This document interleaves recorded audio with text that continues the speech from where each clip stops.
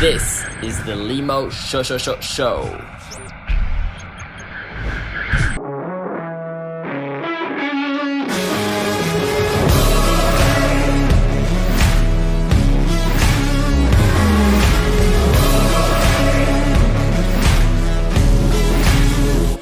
is not another story. This is not another drill. I refuse to be another number. Alright guys, welcome to this video, and in this video we're going to talk about what chess can teach you about dating. You might think that chess and dating are opposite things. It's kind of weird to make an analogy with chess and all of that, but I'm going to show you in this video that chess very much relates to dating, and there's a lot of synergies between them actually. And this will help you have a deeper understanding of both seduction and chess. And this is going to make you make better decisions as well in life in general. So really pay attention to this video because this is going to be a good one. So success with women and playing chess are very similar. And I personally love playing chess. I actually play chess almost every day. I go on chess.com every day. I do a blitz game. So basically in chess you can do a 10 minutes game, 30 minutes game, a game without any time, even you can spend hours, or you can do like a 1 minute, 2 minute, 3 minute game, and that's a very intense game. And usually you kind of lose on time most of the time. You're gonna lose on like who's gonna, have the most time at the end of the game.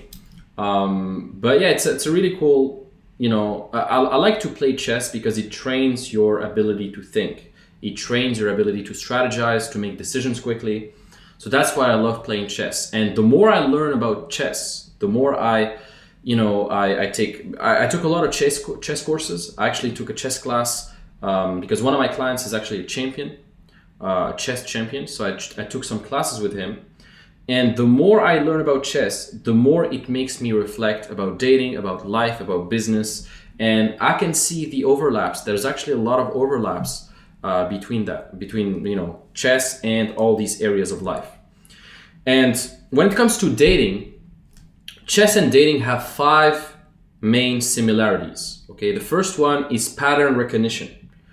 When you learn about chess, you have to recognize patterns. You have to recognize, some of the common mistakes or some of the most common things that make you fail. Well, same thing with dating. You have to quickly recognize the patterns, what works, what doesn't work, and you have to learn how to make the right moves. Second point is making the right moves.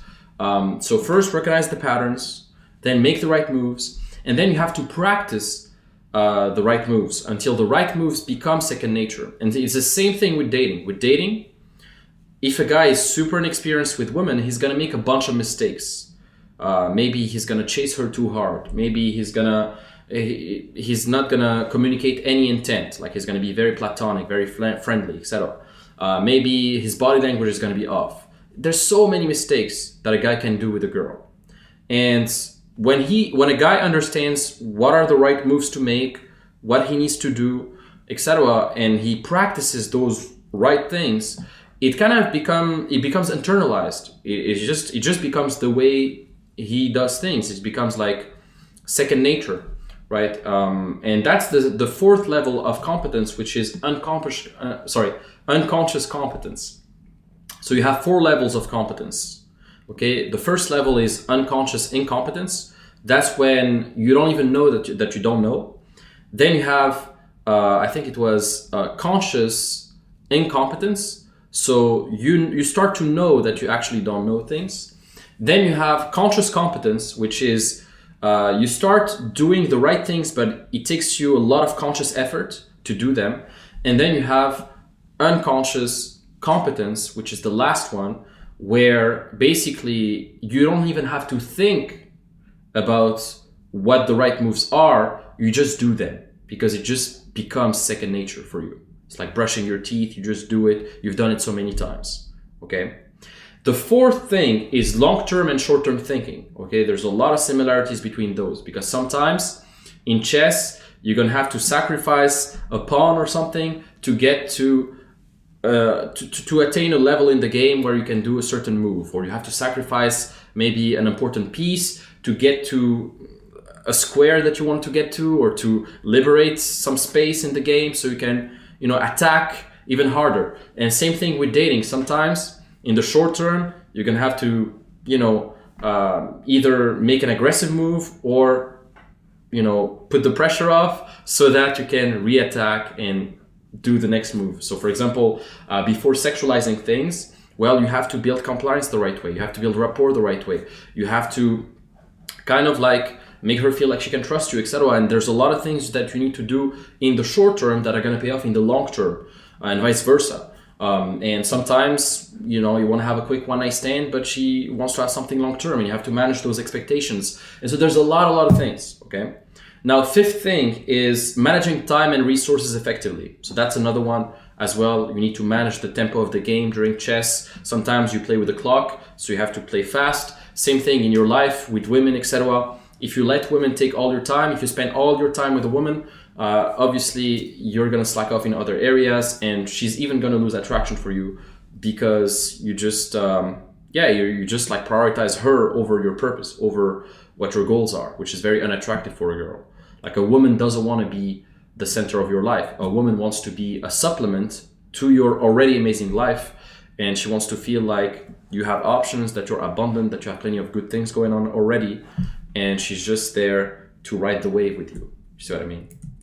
So that's one thing. Now, in chess and with women, nothing should be left to chance or luck. You have to act like a chess player. You have to take the steering wheel, and you have to make a strategic moves, plural, that can put you ahead. So, usually it's not about just one move. It's about making, a series of moves that are going to lead you to the right position in life. And same thing with dating. And there's no luck involved, okay? Like, if you lose, it means that somewhere at some point you fucked up. Same thing in life. You must accept full responsibility.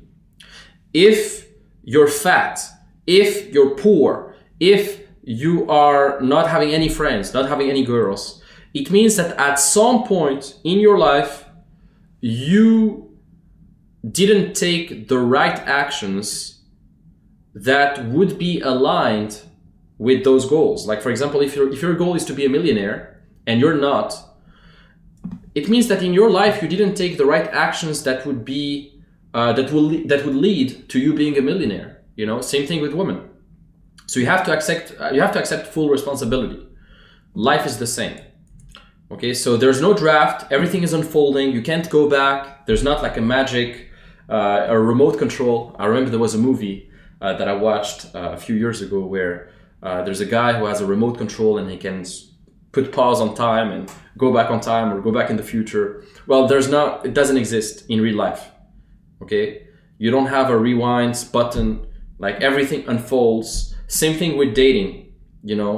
Like, when you're with a girl, you have to make moves quickly. Everything unfolds, and in the moment, you have to make the right moves, the right decisions. You have to, make the right. Verbally, you have to say the right things at the right time. But overall, consistency pays off. If you consistently engage in the right moves, in a conversation with a woman, in business, you going to the gym consistently, doing the right things, in chess, making the right strategic moves. Well, if you consistently do that, you're going to win. Now, if you view life like a chessboard, imagine your life is a chessboard right now, okay? Then, here's an analogy. The movements of the king in chess is basically a representation of the limitations of a man's life, because in chess, a king can only move from one square to another. He can't be like the queen and move across the board. Like in one move, he can move from, the bottom of the chessboard to the top of the chessboard. He can't do that. A king can't do that in chess. He can only move like from one tiny square to another. Okay? But a queen has unlimited movement. She can go from one square to another square in an instant, and that basically represents women to some extent, especially beautiful women, because beautiful women can have anything offered to them on a silver plate. Like, she can be in some tiny city in Texas, broke, alone, but if she's hot, she can basically a millionaire in Dubai can just fly her out in a day and have her on his yacht, and she can have everything paid for. And so that's the queen, right? The queen has unlimited movement. She has a lot of power initially.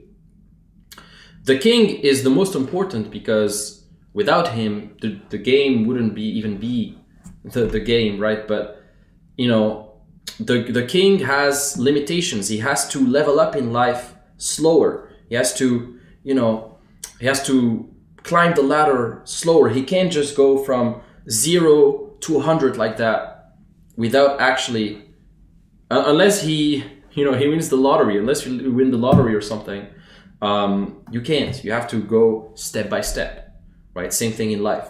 Now the rooks, they're your brothers, right? They're your brothers. You can count on them, etc. The bishops and the knights, they're your allies. And then the pawns are your staff. You know, the people you hire, the people you can, you know, pay money to do some task or whatever. And then they can become something greater through hard work. Once they've proven that they were, you know, truthful, honest, hardworking, then you can upgrade them. But yeah, that's kind of the, you know, the pieces in the board. And then you have to make the right moves with all of that. Yourself, you have to make the right moves one step at a time. At some point, you're going to have to find your queen, and your queen is going to have to be there for you as well, support you, etc. Your queen, if your queen doesn't serve you in some way, then you're going to be it's going to make you very, very vulnerable.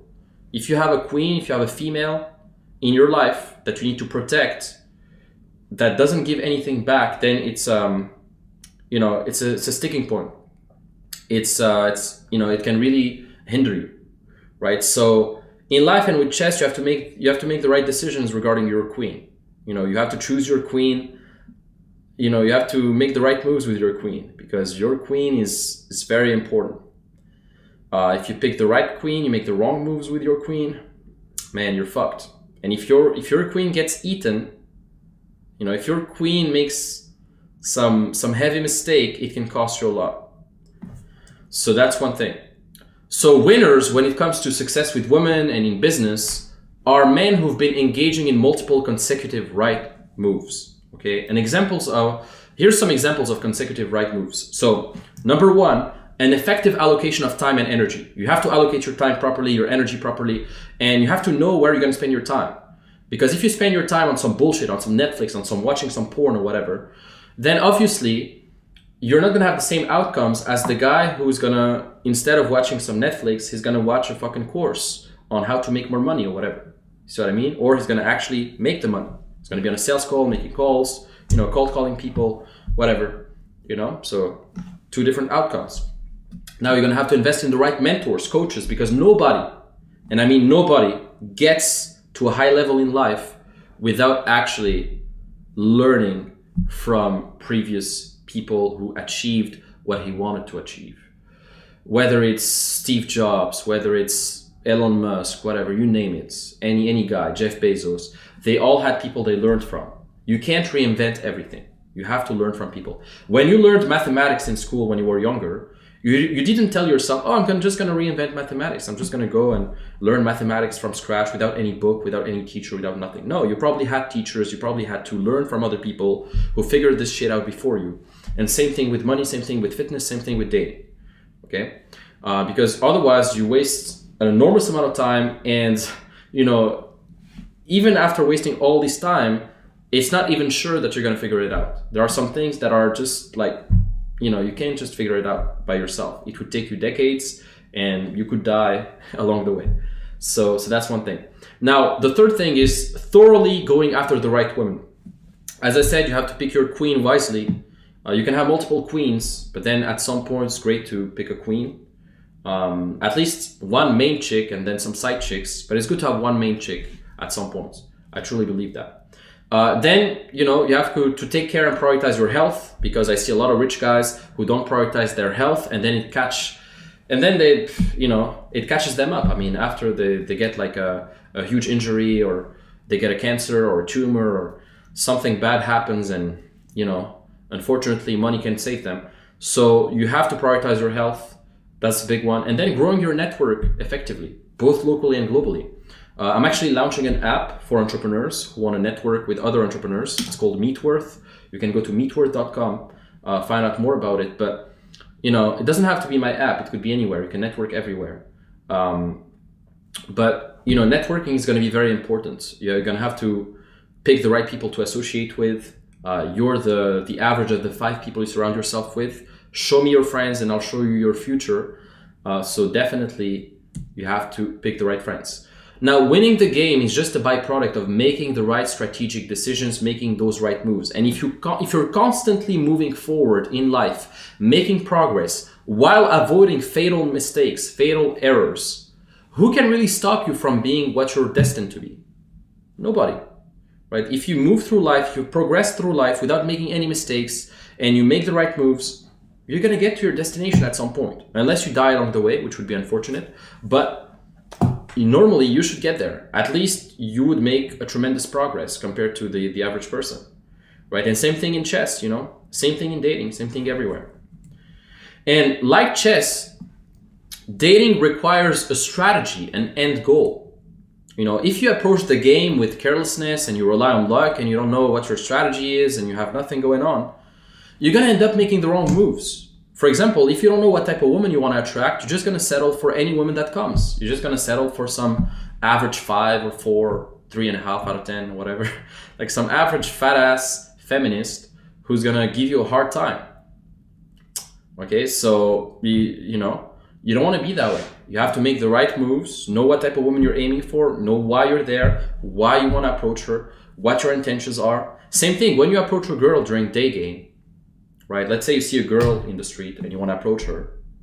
If you don't have any strategy, if you don't know what you're doing, if you're just relying on luck and you don't even know how to convert her from a stranger to actually you guys going on a date, she's going to reject you, or she's going to give you like some bullshit excuse. Like, I have a boyfriend, I have to go, sorry, I don't have time. You have to get clear on everything. What type of woman you want to attract, what strategies you're going to use, what's the end goal. Everything needs to be clear. Okay? In chess, for example, your goal is to protect your king, because if your king is surrounded by, some of the pieces of your opponent's pieces, then he's going to checkmate you, and then you're going to lose the game, right? But you want to protect your king while capturing your opponent's pieces, right? Now, in dating, your goal may be to protect your heart while winning over someone else's heart, right? Your goal might be to have a lot of options with women, make women fall in love with you, make women, be there with you, while protecting your heart and having options and without falling too much in love and being too needy and all of that. That might be your goal, okay? Or your goal might be to find an incredible woman to build a family with, to build a legacy with, while not wasting your time with the wrong women,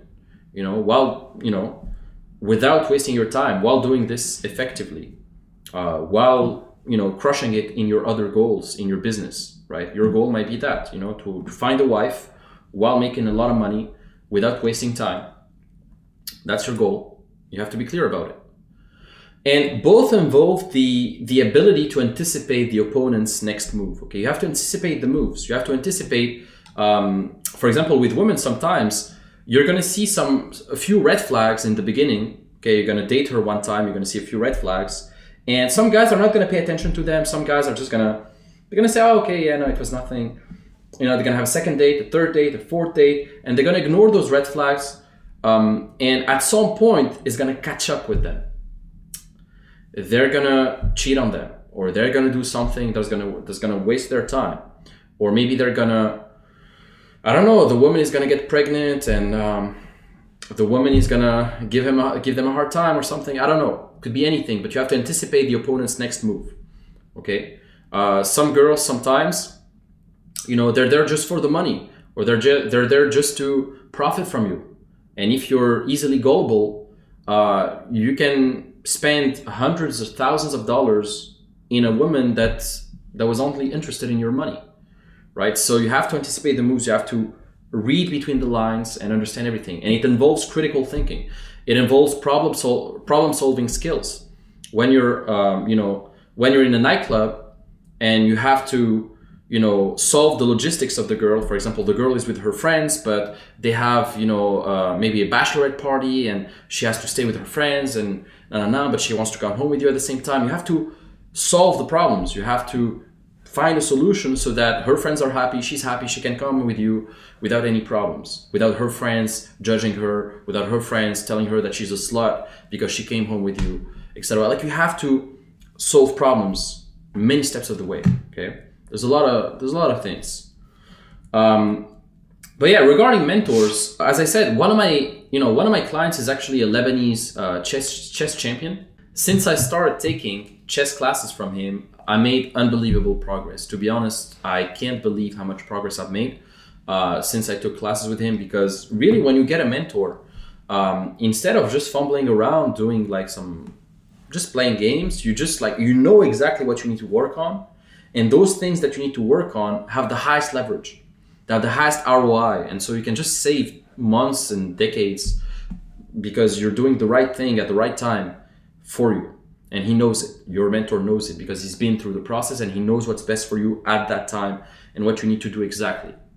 And we only have limited time. So if you don't make the right strategic moves with your time and you don't learn from other people, unfortunately, you're going to pay with your time and you're going to die. So the best move is to actually save time and learn from other people.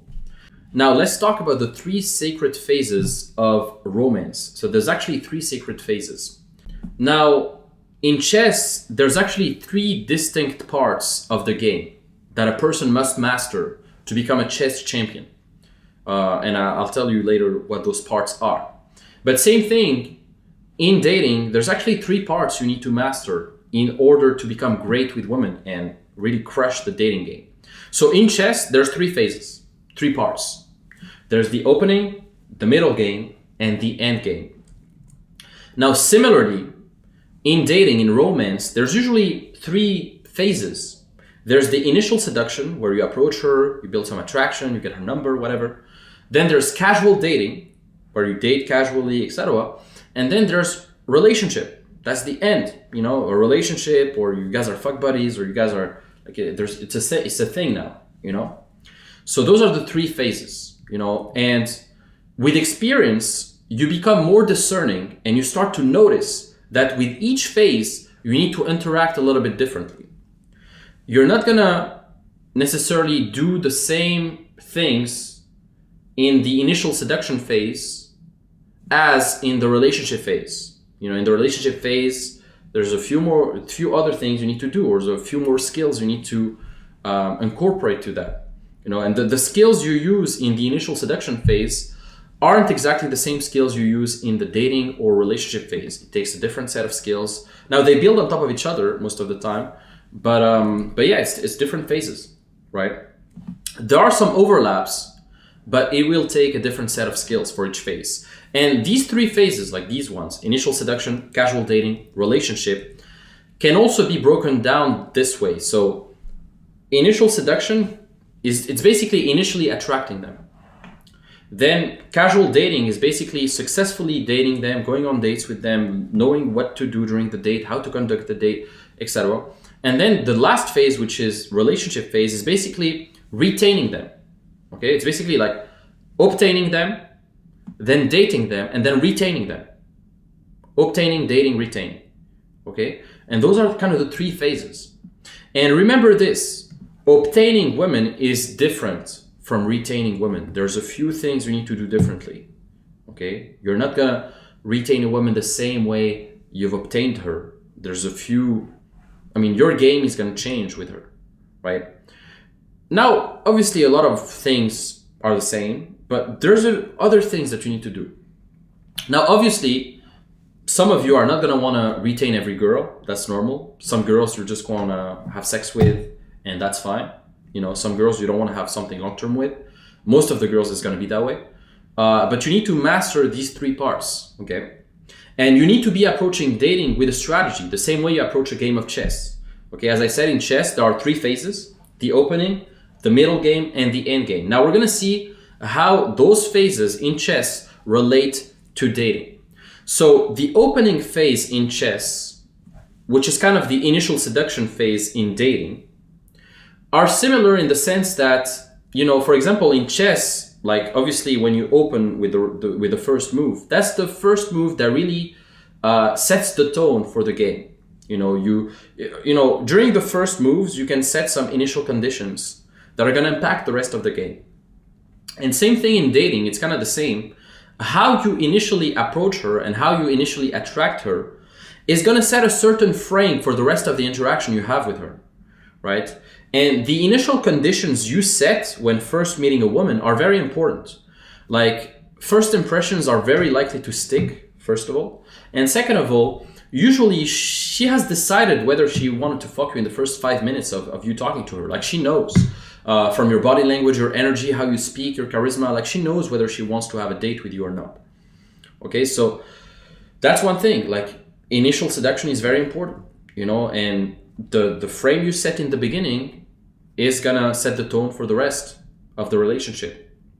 And so, for example, if you initially attract a girl with money by paying her a lot of expensive shit, by always paying her stuff, you're gonna set terrible initial conditions, which will end up leaving you broken alone. Because at some point, like, why is she there? Probably just for the money, because you accustomed her to her giving you attention only when you give her money. And so you're buying, basically, it's almost like a prostitute. Like, you're buying her attention for money, her time, her body for money, right? You're just buying her expensive shit, or you're buying her stuff on OnlyFans or whatever, or sending her money online just so that she can spend time with you. That's a terrible initial condition, right? On the contrary, if you attract her with your boldness, your charm, with you being well-spoken, and you have the right communication skills, she'll likely enjoy spending time with you, even if you don't provide a lot of financial resources, just because she really likes you, she enjoys spending time with you.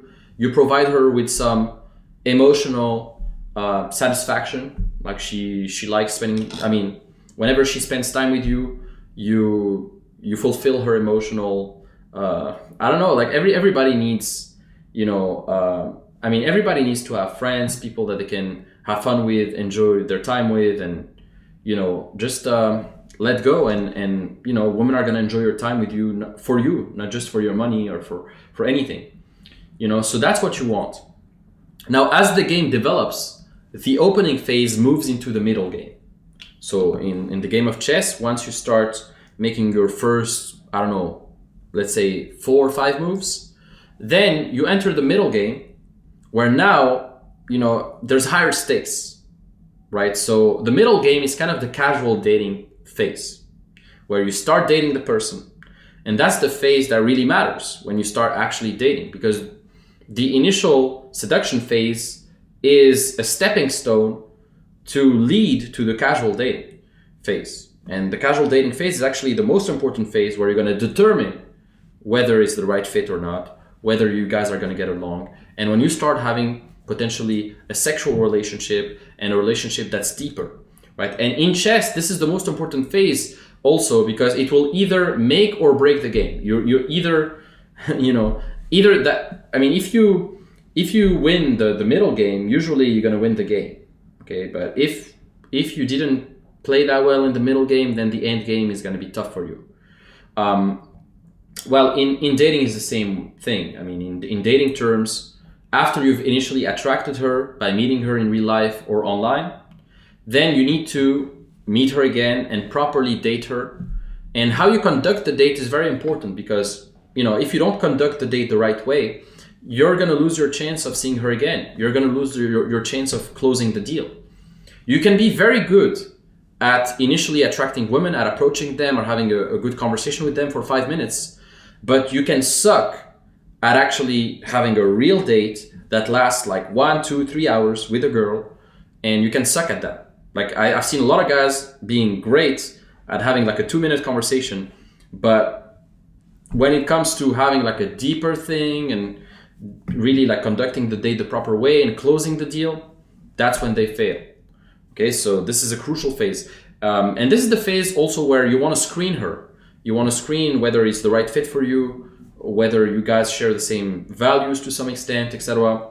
So, this phase is crucial. And then after the middle game in chess, you have the end game. And this is, where the whole game leads to ultimately is the final phase. Either you have a winner or you have a stalemate. Most likely you're gonna have a winner. Stalemates happen when basically the king can't move anymore. It happens, but it's very rare. But in dating terms, on a macro level, the end game is what comes after the phase of casual dating. So after you've dated like 2, 3, 4, 5 times, then you can decide whether you want to pursue a relationship with her, something really serious. You want to retain her long term, or you want to stop seeing her and it's over. Okay, so that's the end. Okay, that's the end game. Either you retain her or you stop seeing her, you move on to the next. Okay, so yeah, and that's basically some of the overlaps you have with dating and chess and all of that. If you have some others, if you have some other overlaps that come into mind, please drop them in the comments or DM me. I'd love to have more insights, and I'd love to, because I'm always thinking about these things. And whenever I'm thinking about this, I'm always trying to add some other points to this collection of similarities between chess and dating. So if you have some other similarities, let me know. I'm sure over time I'm gonna gather more, but those are some of the main ones that I wanted to share with you today. Now, I want to talk also about the importance of accelerating your learning curve. As I said, when it comes to learning chess, when it comes to learning business or anything, you can't reinvent the wheel. If you want to become a great player, you have to learn from other successful players. Like when you look at some of the best chess players in the world, all the grandmasters, they had to analyze hundreds and hundreds of previous games from previous players, and they had to learn all their moves. When, Magnus Carlsen, he's the first #1 chess champion in the world. He has like over 100 or 1,000 games memorized in his head of exactly what previous players did before him. And he learned from dozens of other mentors. He learned from other famous chess players like Kasparov or other people, So trying to learn chess just by fumbling around by yourself is a huge waste of time. And this is exactly the same things when it comes to business, when it comes to dating, when it comes to fitness, everything. Why would you reinvent the wheel when the game has already been figured out? To become great in all these fields, you need to learn the right strategies from the right mentors, and that's how you get ahead. Now you might think, oh, okay, yeah, let me just watch a YouTube video. Oh, let me just read that book. It's not the same. Okay, most of these YouTube videos, they're just like introductory videos for you to click on their link in their description to actually get the system, which actually has most of the value. But the video in itself, yeah, you can grab a few bites here and there, but it's nothing, Same thing in books. Okay, it's great for the mindset. Okay, it's great to read things, but unless you actually have some feedback from someone who knows what he's doing, those books are just like general theory. They're not like really applicable. He doesn't give you like a clear system, like do this, do that, do that, do that, and a system that's tailored to you as well to some extent. And he doesn't provide you with a place where you can ask questions, get feedback on your own game. And you can only do this with a mentor or a coach or someone who can help you personally. I can guarantee you that. So now, if you truly want to master your dating life, if you truly want to learn all these systems, all these practices, well, personally, it took me 8 years to figure all these things out, because I fumbled around for many years until I actually invested in some mentors, and that skyrocketed my results. I invested in my first bootcamp when I was 19, back in Montreal. And since then, I've had incredible results, and I took many other bootcamps, many other coachings.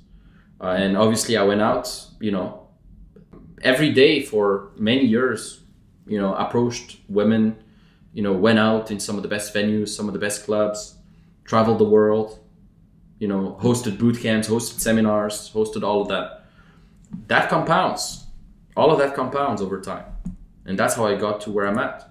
And for the past 8 years, I've been helping men from over 39 plus countries to skyrocket their dating lives. Guys from the US, Canada, France, Europe, all over the world, you name it. Okay, and some of these guys are exactly like yourself right now. If you're listening to this, you're an entrepreneur, you're a professional, you want to improve your dating life without sacrificing your other goals. Maybe you have fitness goals, business goals. You want to do this efficiently. You want to have a rotation of women. You want to have 1, 2, 3 dates a week. or you want to do this to find like a girlfriend at some point, well, that's what I've done with them. And now they're getting multiple dates a week whenever they want, you know. So if you want to get there, you have the Dating Accelerator Mentoring. This is an elite program that I'm hosting every 8 weeks. Every 8 weeks, we have a new cohort. And during those 8 weeks, I'm going to show you all the systems that you need to put in place to get there. Guaranteed. No tricks or no gimmicks or whatever. I'm going to show you exactly how to do it from A to Z. Everything. Everything I know. We also have the mastermind group with it. We have guys from all over the world inside the mastermind. If the mentoring is not affordable for you, then you have the course only. This is self-paced. Otherwise, you have the membership, you have the bootcamp. If you want to join me, every 2 months, I host a bootcamp. I'm going to host a bootcamp in Belgrade very soon, April, and then one in June in Tallinn, Estonia. But I've done one in Athens a few weeks ago. Amazing bootcamp. We had an amazing time. And Greek women are amazing. Keep an eye on those. higherselfcircle.com/uplevel. You can find my bootcamp dates. And then you have my books, obviously, classics, Instagram secrets, Playboy secrets. Those are the classics. So that's pretty much it, guys. I hope you enjoyed it. If you have any questions, let me know in the comments. I'm here for you. And I'll talk to you soon. See you in the next video.